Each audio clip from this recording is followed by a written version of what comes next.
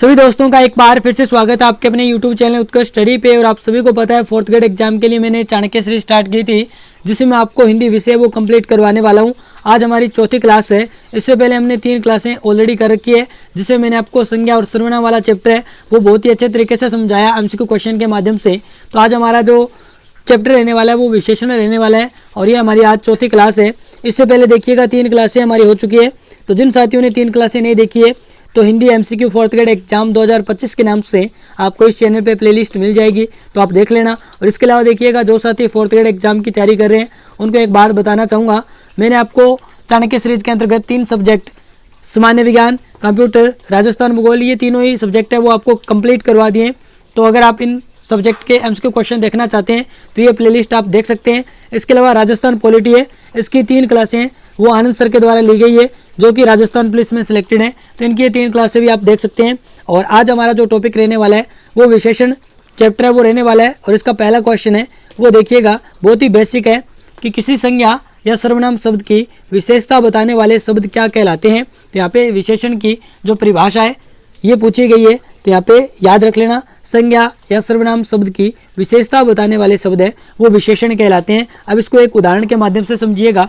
जैसे आदमी शब्द है, ये क्या है आपका संज्ञा है, ये शब्द है वो संज्ञा शब्द है। अब इसकी विशेषता बताने वाला कोई शब्द होगा वो विशेषण कहलाएगा। जैसे मैं कह दूं ईमानदार आदमी, तो यहाँ पे ये जो ईमानदार शब्द है ये आदमी यानी जो संज्ञा शब्द है इसकी विशेषता बता रहे तो ये विशेषण हुआ। अब यहाँ पे अपन ईमानदार न कह के ऐसा भी बोल सकते हैं भला आदमी, तो यहाँ पे भला शब्द है ये भी विशेषण होगा। ठीक है, तो आपको विशेषण की परिभाषा है वो समझ में आ गई होगी। क्वेश्चन नंबर दूसरा देखिएगा कि जिस संज्ञा या सर्वनाम की विशेषता बताई जाए वह कहलाता है। ये अच्छा क्वेश्चन है, इंपॉर्टेंट क्वेश्चन है। बहुत सारे साथी इसको जल्दबाजी में गलत करके आते हैं, इसको ध्यान से समझिएगा। यहाँ पे मैंने कहा और इस क्वेश्चन में क्या पूछा गया है कि जिस संज्ञा या सर्वनाम की विशेषता बताई जाए वे क्या कहलाते हैं, तो वो विशेष्य कहलाते हैं। और याद रख लेना इसकी एक परिभाषा ये भी बनती है कि विशेषण क्या होते हैं, यानी विशेषण शब्द क्या है जो विशेष्य की परिभाषा बताते हैं। विशेष्य का मतलब होता है यहाँ पे संज्ञा और सर्वनाम। ये भी बात याद रखिएगा, बहुत ही इंपॉर्टेंट है कि संज्ञा या सर्वनाम की विशेषता बताने वाले शब्द है वो विशेषण कहलाते हैं। या मैं इसको बोल सकता हूँ कि विशेष्य की विशेषता बताने वाले शब्द है वो विशेषण कहलाते हैं। और विशेष्य में क्या है, संज्ञा सर्वनाम आते हैं। तो यहाँ पे बी नंबर ऑप्शन हमारा राइट हो जाएगा। क्वेश्चन नंबर 3 देखिएगा कि विशेषण के कितने भेद होते हैं, 8, 2, 4, 6। तो विशेषण के याद रख लेना 4 भेद होते हैं। अभी मैं आपको बताने वाला हूँ अगले क्वेश्चन में। यहाँ पे आप जवाब दीजिएगा कि निम्नलिखित में से कौन सा विशेषण का भेद नहीं है। अभी हमने पढ़ा विशेषण के 4 भेद हैं, तो वो 4 भेद कौन कौन से हैं तो यहाँ पे देख लीजिएगा। एक तो होता है गुणवाचक, एक होता है संख्यावाचक, एक होता है परिमाणवाचक और चौथा होता है आपका सार्वनामिक विशेषण। कौन सा विशेषण, सार्वनामिक विशेषण। और ऊपर जो 1 नंबर ऑप्शन में दिया गया है पुरुषवाचक, ये आप सभी को पता है सर्वनाम का भेद है और सर्वनाम चैप्टर अपन ऑलरेडी पढ़ चुके हैं। तो यहाँ पे हमारा ए नंबर ऑप्शन है वो राइट हो जाएगा। क्वेश्चन नंबर 5 देखिएगा, वह बहुत सुंदर है वाक्य में बहुत शब्द क्या है। अब बहुत सारे साथी जल्दबाजी में ये शब्द है इसको विशेषण करके आ जाते हैं, लेकिन यहाँ पे देखिएगा बहुत सुंदर है। अब आपको पता ही है सुंदर शब्द क्या है, विशेषण है। और उसने विशेषण की विशेषता बता दी कि सुंदर है लेकिन बहुत सुंदर है, तो ये आपका बहुत शब्द है वो पर विशेषण होगा। यानी जो विशेषण की विशेषता बताता है वो पर विशेषण कहलाता है। तो यहाँ पे बी नंबर ऑप्शन हमारा राइट हो जाएगा। आई होप आपको ये बात है वो बहुत ही आसानी से समझ में आ गई होगी। और ये क्वेश्चन है वो जल्दबाजी में बहुत सारे साथी है वो गलत करके आते हैं, तो आपको अब एग्जाम में ऐसा क्वेश्चन है तो गलती नहीं करनी है। क्वेश्चन नंबर 6 देखिएगा, यह घर मेरा है वाक्य में यह शब्द क्या है। यहाँ पे विशेषण पूछा गया है, तो देखिएगा यहाँ पे आप सभी ने पढ़ा था ये क्या होता है, सर्वनाम होता है। और मैंने आपको बताया था कि जैसे यह पुस्तक मेरी है, तो यहाँ पे पुस्तक शब्द है वो संज्ञा है और यहाँ पे ये सर्वनाम है। तो मैंने आपको कहा था अगर ऐसी सिचुएशन बने कि संज्ञा से पहले सर्वनाम आए और ये सर्वनाम शब्द है वो संज्ञा की ओर संकेत करे कि यह पुस्तक, तो इसका मतलब होता है ये सर्वनामिक विशेषण है।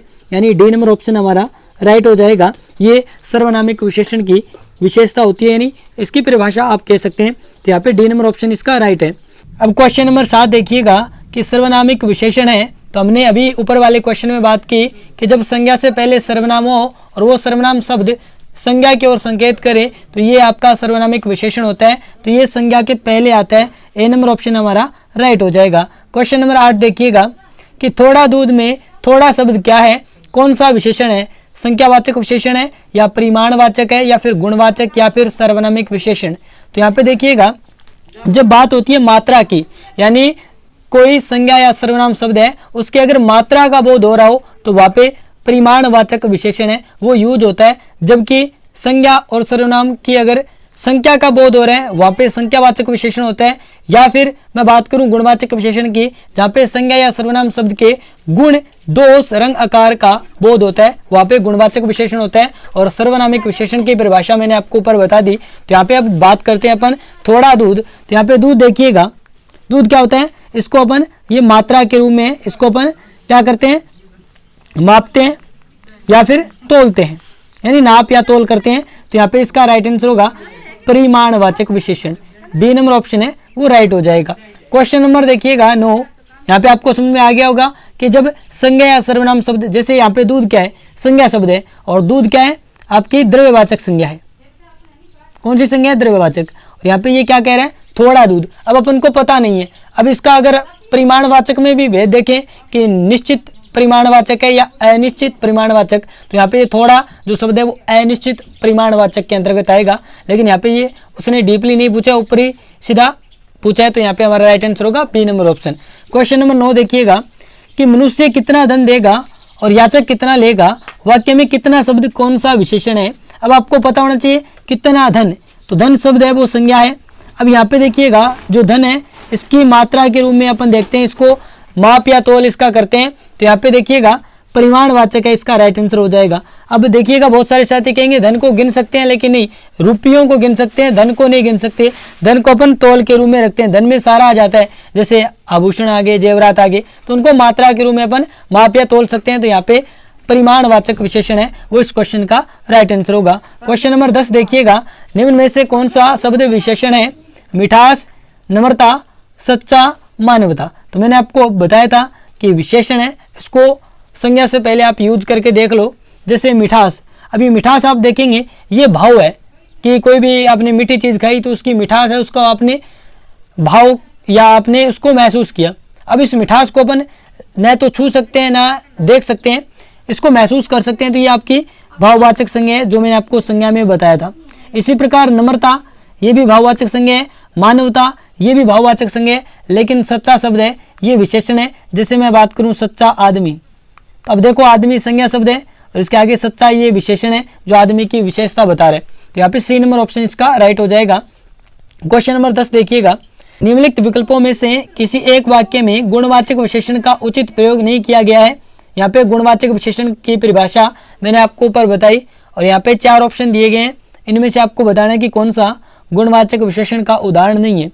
तो गुणवाचक विशेषण की क्या परिभाषा बताई कि गुणवाचक विशेषण ऐसे विशेषण होते हैं जो संज्ञा या सर्वनाम शब्द है उसके गुण, दोष, रंग, आकार आदि का बोध कराते हैं। जैसे रमेश का चेहरा गोल है, तो अब यहाँ पे मैंने आपको कहा गुण, दोष, रंग, आकार आदि का बोध कराते हैं। तो यहाँ पे आकार देखिएगा, चेहरे का आकार कैसा है, गोल है, तो ये बिल्कुल यानी चेहरे की विशेषता है गोल। तो यहाँ पे इसमें गुणवाचक विशेषण है। राम सुंदर बालक है, तो यहाँ पे सुंदर ये गुण है। इसके अलावा नीरज दिल्ली में रहता है, तो यहाँ पे आप देखेंगे कोई भी गुणवाचक विशेषण है उसका प्रयोग नहीं हुआ है। लेकिन डी नंबर ऑप्शन श्याम अच्छा लड़का है, तो ये भी श्याम का एक गुण है। ठीक है, तो यहाँ पे हमारा राइट आंसर होगा C number option. Question number 11 देखिएगा, किस वाक्य में परिमाणवाचक विशेषण का प्रयोग हुआ है। पहला ऑप्शन, मैं नीली कमीज नहीं पहनता, तो यहाँ पे कमीज की विशेषता है वो नीली है, यानी इसका गुण बताया गया है। तो यहाँ पे गुणवाचक विशेषण है, इसका ये उदाहरण है पहला ऑप्शन। दूसरा ऑप्शन, इस बार बारिश में बहुत ओले गिरे हैं, तो यहाँ पे आप देखिएगा ओले शब्द है या ओला ये संज्ञा शब्द है। यहाँ पे इसने कहा बहुत गिरे हैं, तो अब ओला इसको अपन संख्या के रूप में नहीं गिन सकते, मात्रा के रूप में देख सकते हैं कि बहुत ओले। तो इसका मतलब ये क्या हुआ, परिमाणवाचक विशेषण का उदाहरण हुआ, तो बी नंबर ऑप्शन हमारा राइट हो जाएगा। सी नंबर ऑप्शन, खेल का मैदान लंबा है, तो यहाँ पे मैदान है, इसका गुण है लंबा। इसके अलावा दिनेश अच्छा गायक है, तो दिनेश का एक गुण है कि वो अच्छा गायक है, तो यहाँ पे ये सारे क्या है, बाकी तीन ऑप्शन गुणवाचक विशेषण के उदाहरण है, जबकि बी नंबर ऑप्शन है वो परिमाणवाचक विशेषण का उदाहरण है। क्वेश्चन नंबर 12, किस विकल्प में सभी विशेषण शब्द संज्ञा शब्दों से रचित है? तो यहाँ पे ऑप्शन देखिएगा, वार्षिक, निचला, पीड़ित, दयनीय, भीतरी, आपसी, शिक्षित, कमाऊ। तो यहाँ पे जैसे मैंने डी ऑप्शन देखा कि कमाऊ, ये तो कमाना क्रिया से बना है, तो यहाँ पे ये ऑप्शन काट देंगे। अब देखिएगा भीतर जो शब्द है वो एक क्रिया विशेषण शब्द है, क्रिया विशेषण, तो यहाँ पे ये भी नहीं होगा। इसके अलावा यहाँ पे निचला है, ये भी क्रिया विशेषण है, तो ये ऑप्शन कट जाएंगे। बी नंबर ऑप्शन देखिएगा, पीड़ित और दयनीय, पीड़ा शब्द से बना हुआ है पीड़ित, और दयनीय शब्द है वो दया शब्द से बना हुआ है, और दोनों याद रख लेना, ये संज्ञा शब्द है। जैसे पीड़ा है तो ये भाववाचक संज्ञा है, दया ये भी भाववाचक संज्ञा है, यानी भाववाचक संज्ञा से बने विशेषण है पीड़ित और दयनीय, यानी बी नंबर ऑप्शन हमारा राइट हो जाएगा। क्वेश्चन नंबर 13, कि विशेषण शब्द से रहित वाक्य कौन सा है? यानी ऐसा शब्द जिसमें कोई विशेषण नहीं है। अब देखिएगा पहला ऑप्शन कि मैं पिछले वर्ष गांव गया था। अब इसमें वर्ष की विशेषता बताया है कि पिछला वर्ष है, तो यहाँ पे इसमें विशेषण शब्द है। सभा में कम लोग आए थे, अब ये लोगों की विशेषता है कि कम है, यहाँ पे बी नंबर ऑप्शन है, और ये सभा में कम लोग आए, अब लोगों को गिना जा सकता है, तो इसका मतलब ये संख्यावाचक विशेषण का उदाहरण है। दुकान से कुछ फल खरीद लाओ, अब कुछ फल ये यहाँ पे क्या हो जाएंगे, ये परिमाणवाचक, अब फल है उनको तोल के लाया जाएगा तो वो मात्रा है, यानी ये परिमाणवाचक विशेषण का उदाहरण है। थोड़ा खाओ खूब चबाओ, ये याद रख लेना भी विशेषण रहित शब्द है। इसमें देखिएगा क्या है, थोड़ा खाओ खूब चबाओ, तो यहाँ पे खाना क्या है, क्रिया है, और क्रिया की जब विशेषता बताई जाए कि थोड़ा खाओ, ये यहाँ पे क्रिया विशेषण हो जाता है। जैसे चबाना क्रिया है, खूब चबाओ, तो ये क्रिया की विशेषता बता रहे हैं, तो क्रिया विशेषण शब्द है, इसका उदाहरण है, न कि विशेषण का। ये भी अच्छा क्वेश्चन है, डी नंबर ऑप्शन इसका राइट हो जाएगा। क्वेश्चन नंबर 14 देखिएगा, खीर तैयार करने में आधा किलोग्राम दूध लग गया, इस वाक्य में किस विशेषण का प्रयोग किया गया है? तो आप सभी को पता है, अब दूध है इसको क्या करते हैं, मात्रा के रूप में देखते हैं, तो यहाँ पे परिमाण बोधक विशेषण है, इसका राइट आंसर हो जाएगा ए नंबर ऑप्शन। क्वेश्चन नंबर 15, कि क्षणिक क्रोध जीवन नष्ट कर देता है, वाक्य में कौन सा विशेषण है? तो यहाँ पे आप देखेंगे क्रोध की विशेषता बताई गई है कि क्रोध कैसा है, क्षणिक है, और क्रोध यहाँ पे गुण और दोष के रूप में आ जाता है, तो यहाँ पे गुणवाचक विशेषण हमारा राइट हो जाएगा, यानी सी नंबर ऑप्शन इस क्वेश्चन का राइट आंसर है। क्वेश्चन नंबर 16 देखिएगा, किस वाक्य में सार्वनामिक विशेषण प्रयुक्त हुआ है? तो आपको सबसे पहले देखना है कि सर्वनामिक विशेषण है उसमें संज्ञा से पहले सर्वनाम शब्द होता है, और सर्वनाम शब्द है वो संज्ञा की ओर संकेत करता है, तब जाके वहां पे क्या होता है, सर्वनामिक विशेषण होता है। जैसे वह पुस्तक पढ़ रहे, अभी इसमें देखिएगा वह पुस्तक पढ़ रहा है, ये एक सामान्य वाक्य है, इसमें पुस्तक शब्द संज्ञा है, लेकिन यहाँ पे वह शब्द सर्वनाम है, लेकिन पुस्तक की ओर यानी जो संज्ञा शब्द है इसकी ओर कोई संकेत नहीं है कि वह पुस्तक पढ़ रहा है, सामान्य बात बताई गई है। अब यहाँ पे देखिएगा कोई आदमी आया था, आदमी यहाँ पे क्या है, संज्ञा शब्द है, और आपने पढ़ा होगा कोई कुछ, ये अनिश्चय वाचक क्या होता है, सर्वनाम होता है, तो यहाँ पे ये सर्वनाम है। अब इसने संकेत किया कोई आदमी, यानी संज्ञा की ओर संकेत किए, तो यहाँ पे इसमें बी नंबर ऑप्शन में सर्वनामिक विशेषण होगा। और याद रख लेना ये सबसे इंपॉर्टेंट क्वेश्चन है, बहुत सारे साथी जल्दबाजी में ऐसे क्वेश्चन गलत करके आते हैं, तो बाकी ऑप्शन है वो सर्वनामिक विशेषण नहीं है, यहाँ पे बी नंबर ऑप्शन राइट है। क्वेश्चन नंबर 17, विशेषण की उत्तमा अवस्था का प्रयोग किस वाक्य में किया गया है? तो यहाँ पे सबसे पहले विशेषण की जो अवस्थाएं हैं वो देख लीजिएगा। विशेषण की 3 अवस्थाएं होती है, जिसमें पहली होती है मूलावस्था, दूसरी होती है उत्तरावस्था, और तीसरी होती है उत्तमा अवस्था। अब इनमें उदाहरण देख लीजिएगा, जैसे मूलावस्था है ना, उसमें तो विशेषण जो मूल है उसी को लिया जाता है। जैसे अच्छा आपका विशेषण है, तो इसने लिख दिया राम एक अच्छा लड़का है, तो यहाँ पे ये विशेषण की मूलावस्था हुई।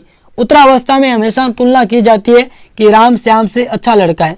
उत्तमा अवस्था में विशेषण है उसमें यूज करके उसको सर्वश्रेष्ठ बताया जाता है, जैसे राम सबसे अच्छा लड़का है। जैसे आपको मैं तीनों अवस्थाएं हैं उनका एक और उदाहरण लेता हूं, जैसे आप देखते हैं श्रेष्ठ शब्द है, अभी श्रेष्ठ क्या है, मूलावस्था में है, जब इसको उत्तरावस्था में बनाएंगे तो ये होगा श्रेष्ठतर, और उसके बाद में उत्तमावस्था होगी श्रेष्ठतम, श्रेष्ठतम, ये आपकी इसकी क्या है, उत्तमावस्था है। तो यहाँ पे देखिएगा कौन सा विशेषण की उत्तमावस्था का प्रयोग है वो किस वाक्य में हुआ है कि मोहन की अपेक्षा सोहन होशियार है। तो मैंने आपको कहा तुलना हो रही है, तो ये आपकी क्या है, उत्तरावस्था है, न कि उत्तमावस्था। इसने उत्तमावस्था पूछा है, तो यहाँ पे ये तो नहीं होगा। उसने सर्वाधिक अंक प्राप्त किए, तो यहाँ पे सर्वाधिक, सर्वश्रेष्ठ, ये आपका उत्तमावस्था का उदाहरण है। तो यहाँ पे बी नंबर ऑप्शन है वो इसका राइट हो जाएगा। सी नंबर ऑप्शन देखिएगा, मेरा घर उसके घर से छोटा है, यहाँ पे तुलना हो गई। ये बहुत सुंदर चित्र है, तो ये आपका बहुत सुंदर चित्र, तो ये एक सामान्य वाक्य है, इसमें मूलावस्था का प्रयोग हुआ है। तो यहाँ पे हमारा बी नंबर ऑप्शन है वो राइट हो जाएगा। और आज का होमवर्क क्वेश्चन देख लीजिएगा कि किस विकल्प में निजवाचक सर्वनाम का प्रयोग नहीं हुआ है। ये मैंने आपको सर्वनाम वाले चैप्टर में क्वेश्चन करवाया था, तो इसका राइट आंसर आप कमेंट बॉक्स में बताएंगे। और इसके अलावा आपको ये क्लास कैसी लगी ये भी आप कमेंट बॉक्स में बताएंगे। अगर आपको ये क्लास अच्छी लगी है तो इसको ज़्यादा से ज़्यादा लाइक कर देना और साथ में अपने दोस्तों के साथ शेयर कर देना जो 4th ग्रेड एग्जाम की तैयारी कर रहे हैं। मिलते हैं अपन कल वाली क्लास में। जुड़ने के लिए आप सभी का बहुत बहुत धन्यवाद।